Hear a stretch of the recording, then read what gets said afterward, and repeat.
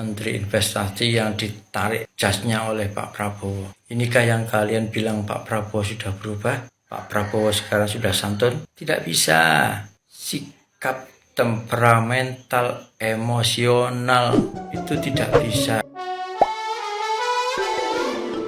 Hola netizen yang tercinta, calon Presiden Prabowo Subianto kembali menarik perhatian netizen yang berbakti dalam acara debat calon wakil presiden pada Jumat 22 Desember 2023 malam. Dalam acara debat yang digelar KPU ini, terlihat Prabowo hadir mendampingi wakilnya Gibran Rakabuming Raka. Ketiga cawapres Muhaimin Iskandar, Gibran Rakabuming, dan Mahfud MD nampak percaya diri sejak kedatangannya ke acara tersebut. Debat berjalan sangat panas dan terus bergulir dengan banyak pertanyaan serta tanggapan antar ketiganya. Namun, di balik momen panas debat tersebut ada peristiwa yang ramai disoroti publik. Momen itu menangkap Prabowo calon presiden nomor urut 2 seperti sedang memanggil seseorang. Ternyata memang Prabowo sedang memanggil Bahlil Lahadalia, Menteri Investasi atau Kepala Badan Koordinasi Penanaman Modal atau BKPM. Bahlil hadir di barisan pendukung Capres dan Cawapres nomor urut 2. Peristiwa ini kemudian menjadi sorotan publik karena saat Bahlil mendekati Prabowo, jas yang ia pakai seakan-akan ditarik oleh Prabowo. Momen yang terekam ini kemudian ramai di media sosial.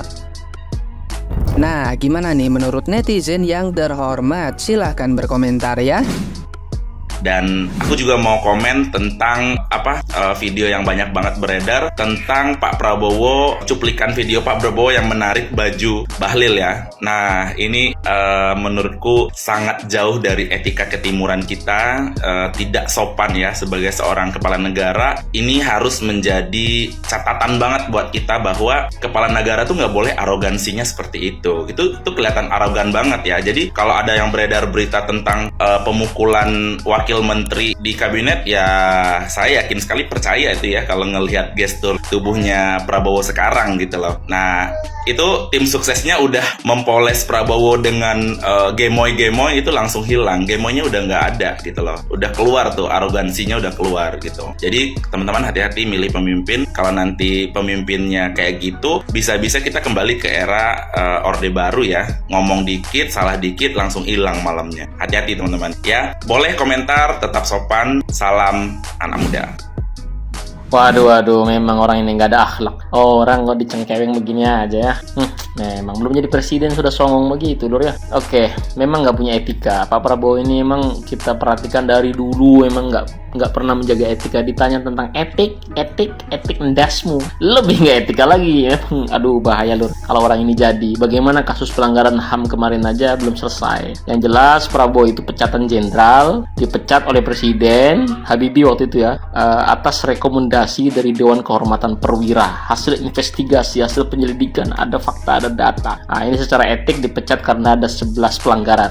Maka perlu didirikan pengadilan ad hoc untuk mengadili pelanggaran HAM berat di masa lalu. Minimal ada 13 peristiwa, termasuk mungkin nanti 14 itu KM50 dan seterusnya. Ini menjadi hal penting karena kita nggak mau kalau capres kita itu adalah orang-orang yang dituduh ya dan terbukti bersalah secara etik kaitannya dengan pelanggaran HAM berat. Nauzubillah min dzalik. Jadi secara etika Prabowo ini kan sudah sering kita lihat joget-joget, melet-melet, nyinyir-nyinyir, nggak jelas lah pokoknya. Dan mungkin dia merasa didukung Pak Jokowi jadi pasti menang.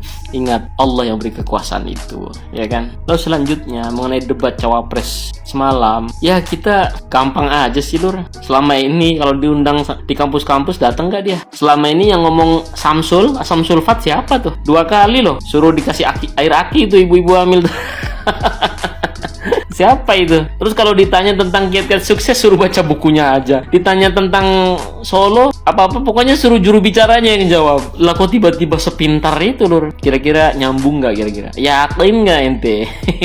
Terus ya, sebagai orang yang berbicara dengan baik dan benar, harusnya itu perkataannya bisa dipahami oleh lawan bicara ya. Dalam ilmu sastra itu yang disebut kalam bermanfaat, yang disebut kalam berfaedah, yang disebut kalam yang dapat dipahami adalah kalam yang tersusun dengan baik dan dapat dipahami oleh lawan bicara. Dia menyampaikan tentang SGIE, padahal itu akronim dalam bahasa Inggris, harusnya kan SGIA, IE ya, gitu ya. Gitu loh. Kok Nggak dikasih perpanjangannya. Ditanya sama Gus Muhaimin ini kan memang ingin menghantam lawan bicara. Ya nggak apa-apa Lur, pelajaran yang kedua kali nanti lihat aja ya, nggak ada ngerti strateginya bocoran begitu. Terus lagi juga begitu, ngomong carbon capture, regulasi carbon capture. Aduh, ngomong aja sih emisi karbon gitu loh. Tapi kan ada food estate yang gondolin hutan ribuan hektar, itu kan blunder juga bagimu. Satu sisi IKN itu dia bilang cuma 20% dari APBN. Iya sekarang, tapi kalau diteruskan sampai selesai bisa ratusan triliun itu. Investor mana yang sudah menginvestasikan? Investor mana asing atau lokal yang berani menginvestasikan duitnya ratusan triliun di situ atau ratusan miliar sebelum menunggu siapa yang jadi presidennya? Kalau cuma groundbreaking biasa di Palembang di mana-mana Presiden Jokowi banyak yang groundbreaking ujung-ujungnya nggak jalan juga. Ingat nggak pernyataannya Nusron Wahid dalam sidang itu?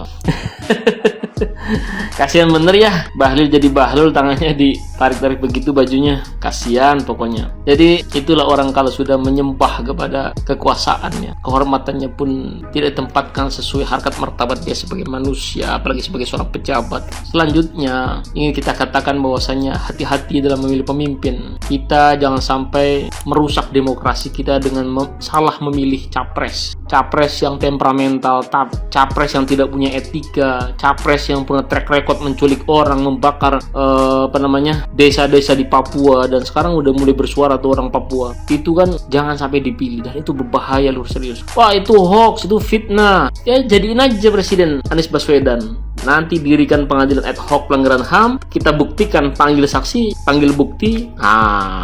Ya kan, nanti ketahuan. Sekarang mau mengatakan ini hoax, bagaimana mengatakan ini hoax? Sedangkan di situ belum diinvestigasi, dan faktanya si dia itu dipecat jadi jenderal itu karena terbukti bersalah oleh institusi yang sah, yaitu Dewan Kehormatan Perwira. Dia ajukan ke presiden dan presiden mengkaji lalu memecatnya. Itu saking malunya mungkin Presiden Soeharto jadi dipecat juga jadi menantu gitu. Dan Lur ya, orang yang bisa memahami hajat hidup orang rumah tangga adalah orang yang berumah tangga. Bagaimana dia memahami tentang kelangkaan gas, bagaimana dia memahami tentang bawang, tentang beras, tentang minyak segala macam ya. Pemimpin tuh harus bisa pakai hati dalam memimpin. Kalau enggak nanti beringasah. Sekarang aja sudah seperti ini. Kita ini memang dengan segala resiko mengkritik seperti ini ya. Tapi insya Allah begitu Pak Anies jadi, tidak ada tuh namanya kadrun, tidak ada lagi tuh radikal, tidak ada lagi disintegrasi bangsanya untuk obok-obok ya. Tidak ada lagi tuh Taliban yang ujung-ujungnya merevisi undang-undang KPK tuh hanya untuk mengalihkan isu saja. Tidak ada lagi tuh pemecah belah bangsa tuh ya. Pemecah belah bangsa ini berbahaya. Kelakuan siapa? Tahu sendirilah ya kan. Oke gitu aja ya. Wassalamualaikum. Jangan pilih capres lain kecuali 01. Amin, amanah, aman. Saya akan mengomentari kejadian Pak Bahlil Lahadaila, Menteri Investasi, yang ditarik jasnya oleh Pak Prabowo. Inikah yang kalian bilang Pak Prabowo sudah berubah? Pak Prabowo sekarang sudah santun? Tidak bisa. Sikap temperamental, emosional itu tidak bisa dihilang begitu saja pada diri seseorang.